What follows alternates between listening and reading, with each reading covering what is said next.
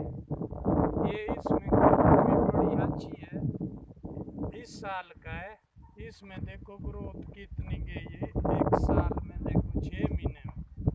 ये बड़ी अच्छी वैरायटी है। अब इसको हम कटिंग कर रहे हैं, तो इसमें जैसे टहनी है एक बार की है, जो टहनी का सीधा हिस्सा है ये रखना है और ये हमने उड़ाना है। देखो जैसे ये भी उड़ाना है, ये छोड़ना है, इसको काटना है ऊपर से बिल्कुल। अच्छा। ये देखो अच्छा, अब ये कलम काम आएंगे, बाकी जो कटिंग। जैसे कि हम ये इस साल भी हर साल देखो जैसे काट दिए, जैसे ये डबल है ये भी उड़ा लिया, ये कलम के काम आएंगे, बड़े अच्छे चलेंगे। और जगह लगा के बस बनाने का तरीका ये है।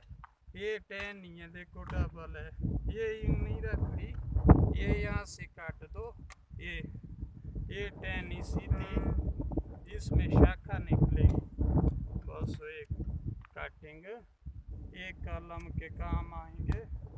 हर साल इससे कलम बड़े अच्छे निकलेंगे। हाँ, महंगे कलम बिकते हैं ना ये भी। हाँ।